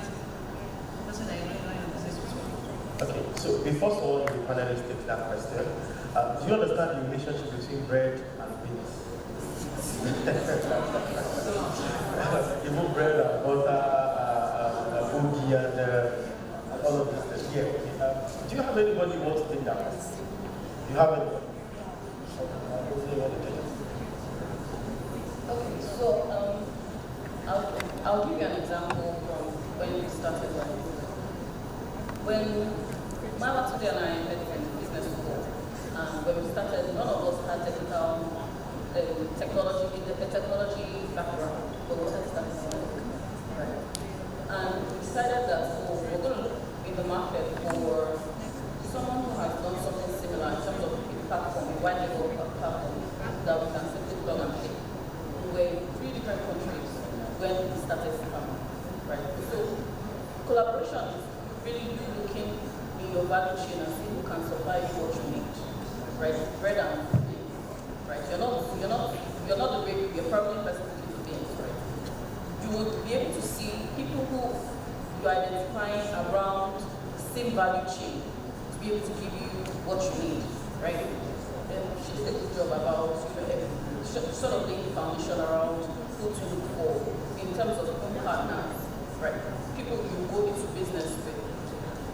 Are they giving you something? Is it a yin-yang situation? Because if you go to someone that is selling the same thing you're selling, obviously it wouldn't work, right? But can you provide value to them? Can the obvious thing be can the non-obvious thing that you guys are collaborating on be something that will also bring value to your business? Do you understand what I'm saying? So it really is in looking into your value chain to find where do you need the help. And it's not always money.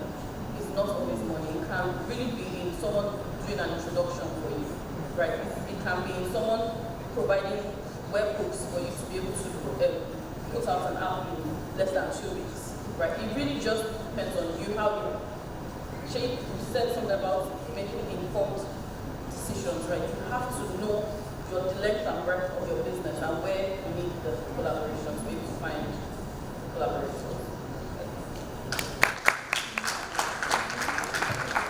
Sorry, can I quickly ask something? Yeah. So using your week, you said scarves, right? As a very good example. One way, I just give an example of how you can collaborate. Someone who is selling not within your area, right? Or I'm going to give you 2 examples. One within your area as well as selling outside of your area. So something you need to disconnect, like where do you buy your scarves? So in case it's cheaper. And if it's someone that is within your space, one way you can collaborate is, if somebody asks you for a wine scarf, you can ask me if I have wine scarf, so I can deliver to you immediately. So in that way, you are not just saying that you are giving them reasons to collaborate with you. And it's because when you don't have a particular color, you want to also be able to reach out to get that color. So when you think in that light, it's also going to help you. And if it's someone outside, maybe you're in Ibadan, but it's in Ekiti, you can just have that, how much do you get your scarves for? Like we have different markets, right? I can share my connect.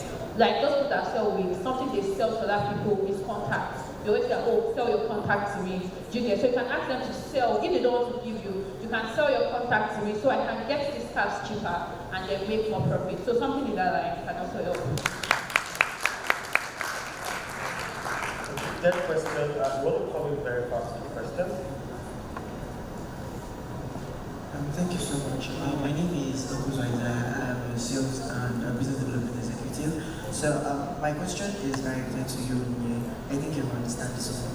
So I've been speaking to a lot of startups, founders, and one issue they have is navigating 9 to 5 and their personal businesses. So I know a lot of developers that want to start up something, but they're currently working in 9 to 5. So how do I give my best to my current employee while I'm able to build my business? I know it's a very hard thing to navigate, but I really want to know if there is a way around this. Thank you. Okay, before she answers the question, there's a little girl here that has a question.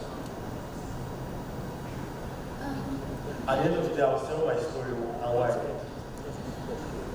Okay. Thank you. So I noticed that when most of our panelists were talking, they said that starting a business is difficult and hard. So I want to know, is there any way or any possible thing you can do to reduce the difficulty? Because my mom is also a founder, and when she started, it wasn't easy. So I just want to know.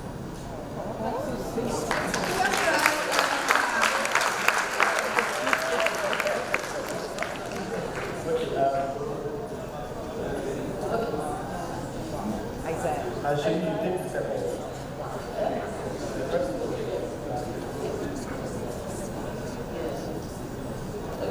To me? The second. Okay. So I think that there's what you want to do and what your situation is, right?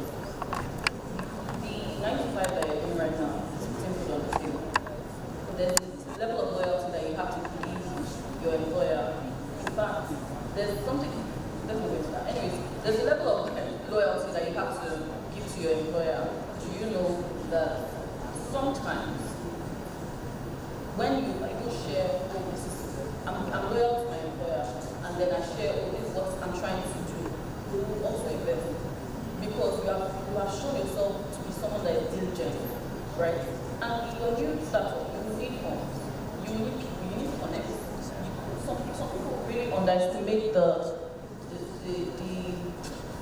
value of social capital when you're starting business, because it's not only what you need.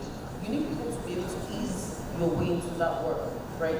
So I would suggest to you to still put your 100% in every single time at your 9 to 5. Your, like I said, for 5 to 9 is for you to build your business, for you to build the MVP, for you to be able to talk about it in your networks, to be able to put it on your social media, to be able to, when you go to your, everywhere that you are being social, even at work, given that your office is somewhere that they will welcome this kind of information. Do you understand? Because there's some places that I don't understand. You say, well, they wouldn't welcome you trying to be an entrepreneur while you are working with them. But if you understand the context of where you work, you tell them, oh, this is what I do on the side. There's some people that have, in my office now, they'll say, oh, on the side, this is what I sell. I will buy from them. Especially if it is something that the business needs. We'll buy from them because someone dedicating their lifetime, their time to you is really around dedicating their life to you. And so you won't be able to reward that in all the ways you can. She talked about culture. This is the way to build culture. And I know that that's not your thing, but think about the context of where you work. And if you can be vulnerable with them to tell them, oh, this is something I do on the side. If not, zip your mouth and do your 5 to 9 and grind on it to the point where you have customers enough to be able to give you confidence to exit. The truth is, there is no easy way. I don't want to be the doomsayer of this panel, but that's the truth. You will grind. You will grind hard. But it's only for a time. See what I mean? Because while you're building, 6 months down the line is not the same as month 1 or day 1, right? So you will get into the grind of into the group of things while you go ahead. What else? That's it.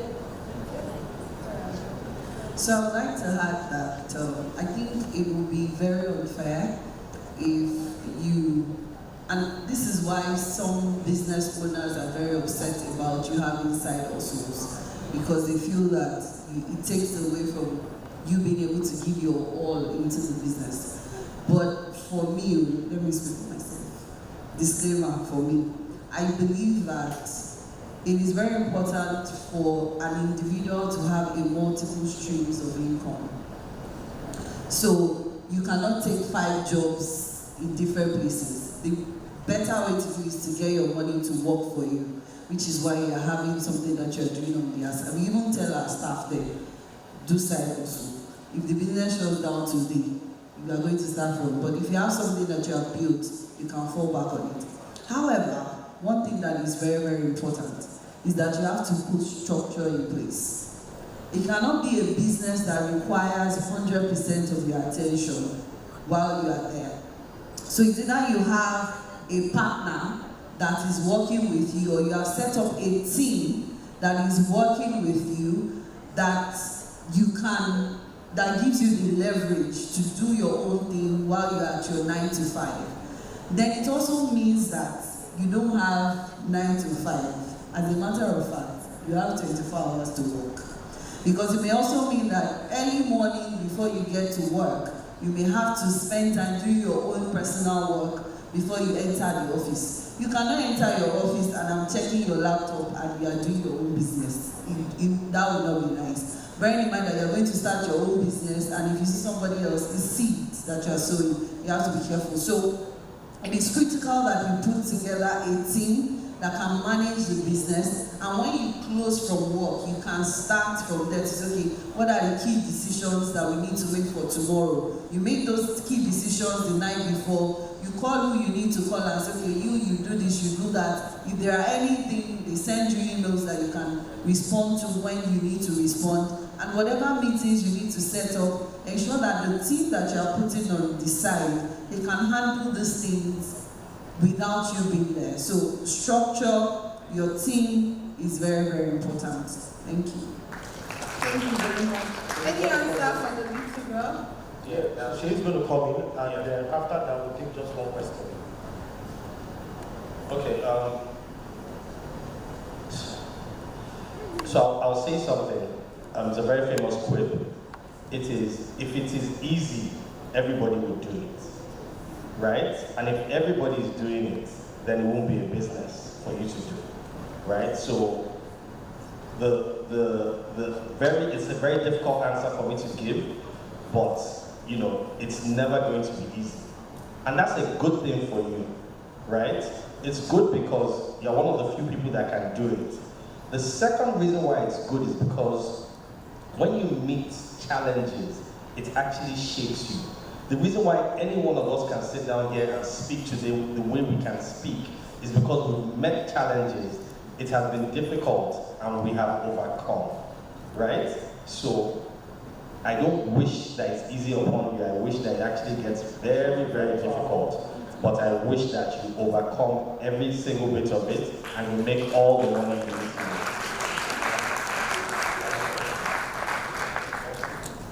All right, so because we're pressed for time, we cannot take all the questions. We can only take one more question. Sorry. So who, I can count you before I was given.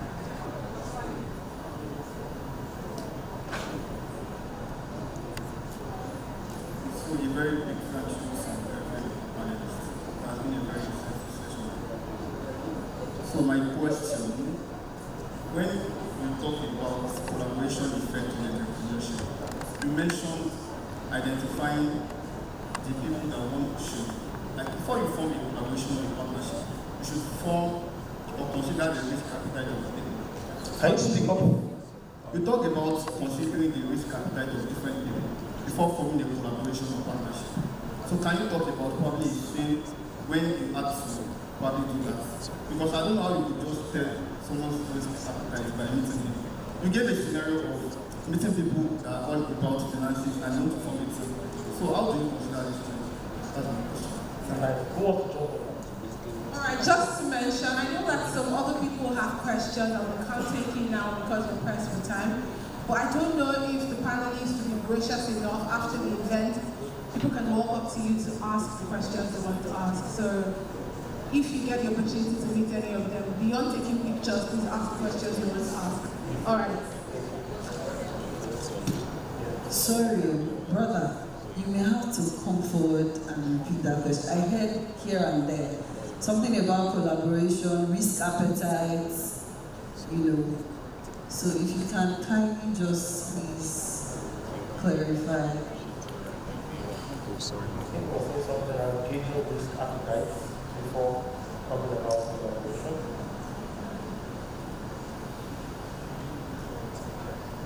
Okay. So when you talked about collaboration and partnership, you mentioned that one should consider the risk appetite of the people you form your partnership with.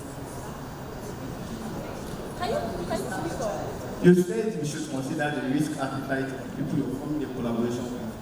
So I was going to ask, how do you know people's risk appetite? Just by probably meeting them and I don't know. And you get a sense of forming a team and have everyone that is just have expertise in finances.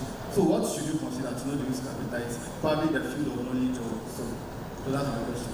Okay, so one of the easiest way to identify who to partner with is what they have done. Before I can come to you to say, I want you to be a marketing person on my team or a finance person, it's because I have seen what you have done. Your track record will speak for you.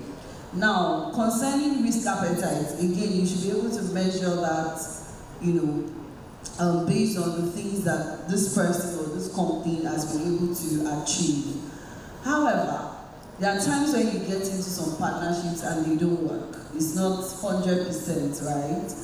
But it's very important that when you get to a point where it is not working, and this also talks heavily on the kind of agreement you sign. It's not an agreement that nails your coffin, you know, that you cannot come out of it. You come out of it, you lose your business. It's very important that before we sign anything, we have lawyers that look into it. It's very important you pay lawyers because not paying them may cause a lot of damage, and not lawyer, permit me to say, a barely lawyer, that they don't really know what it's. But ensure that you sign agreements that are detailed, and then you have clauses like if you do not perform based on what we have both agreed, and the terms of what you are doing is clearly spelled out. This is what I am doing in this agreement. This is what you are doing in this agreement.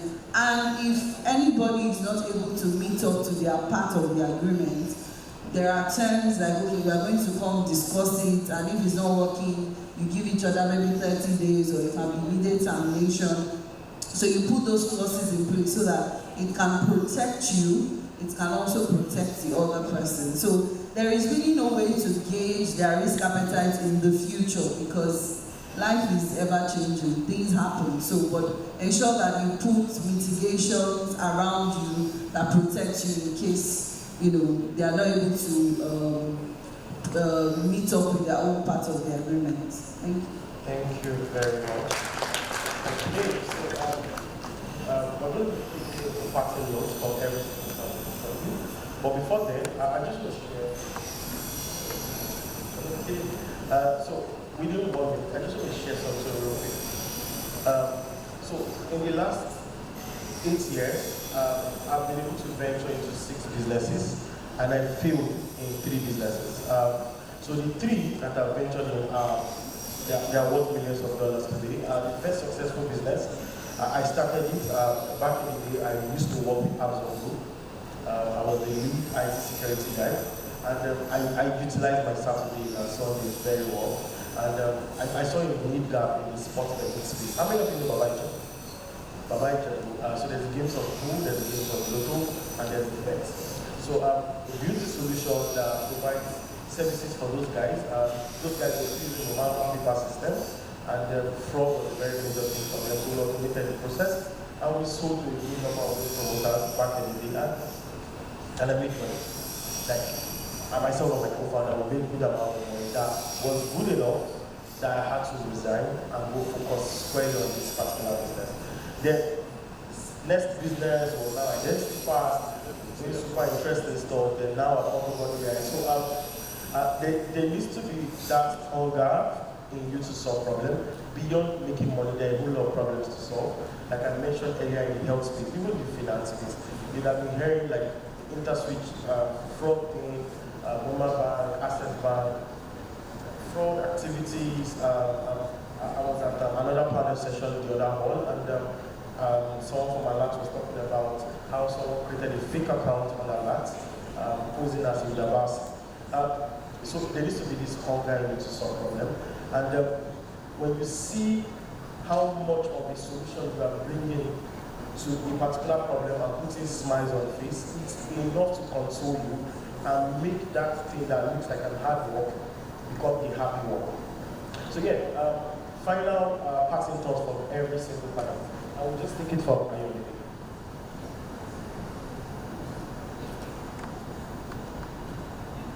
I'm just prepared. Final thought on everything I've said, right? Your final thoughts. Just 1 second.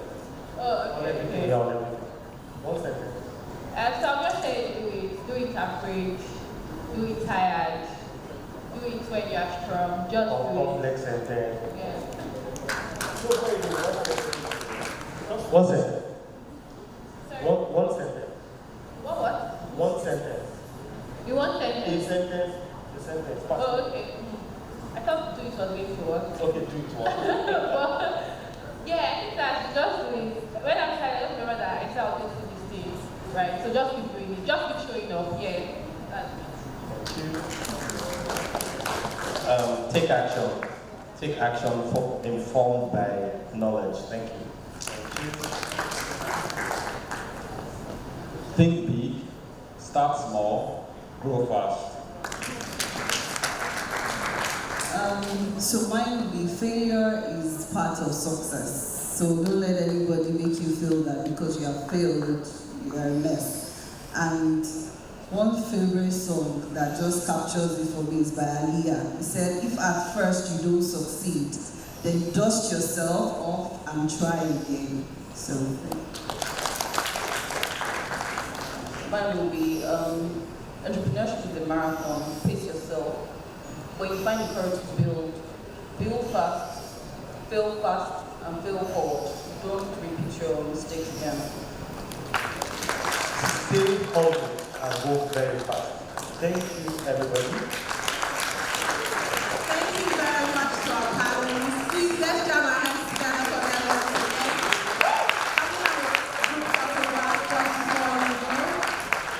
I'm sure we've learned a thing or two from all of our speakers. I mean, one of the things that Charles said that really got me is, in finding the gap in the market, make sure there's a market in that gap. Can I get a All right, let's take a group of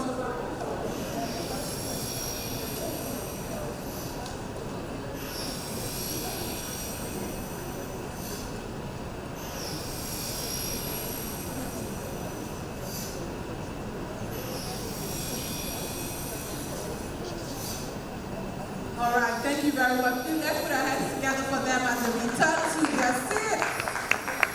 Thank you all so much for that amazing panel session. A big shout out to Onyeo Koji, co-founder and chief operating officer, Sycamore, Charles Dairo, co-founder and CEO, Visa, Temitope Omotolani, co-founder and CEO, Crowd Invest, Ayomide Osho, co-founder and product lead at Dodger, Shay Adekoye, founder, Cultivated Limited, and of course to our moderator, Obi Ebuka David, Chief Executive Officer, Autogon AI USA. Thank you very much for your time. How many of us have had an amazing time today? And we've learned a thing or two. So don't forget to drop your, the quotes and everything. You know what Charles said? I actually saw it on Twitter this afternoon. Someone was talking about, a business for just strictly breakfast in Nigeria, and someone put in the comment section, oh, because there is a gap in the market, there's no meaning in the market. I'm like, Charles, did you check Twitter just now? Because I saw on Twitter, around the same moment he said that. But thank you all so much for joining us. Don't forget to use the hashtag Young Founders Forum, hashtag Digital PayExpo on Twitter, on Instagram. Do well to follow us at Digital PayExpo. We will repost all of your pictures. And not say we'll follow back. I didn't say that, but just do well to follow us. Thank you all so much for being a part of this amazing event. Before we go, I'd like us to engage in our affirmations again. While Oye was speaking, she said one of the amazing things you can do for yourself, because nobody else is rooting for you. You are the only one rooting for yourself. So can we take the affirmations again? The energy is down. Do we want to take the affirmations again? Yes. All right, say to yourself, Tolu, I am beautiful, I am amazing, I am intelligent, I am brilliant, I have what it takes, I get everything I want, I can do all that I put my mind to, I am exceptional, I am phenomenal, and I am that young founder. Please put your hands together for yourselves. Thank you very much for joining us at the Young Founders Forum this year, 2024. See you next year, 2025. My name is Tolu Thompson. From me, it's peace, love, and bye-bye. See you next year.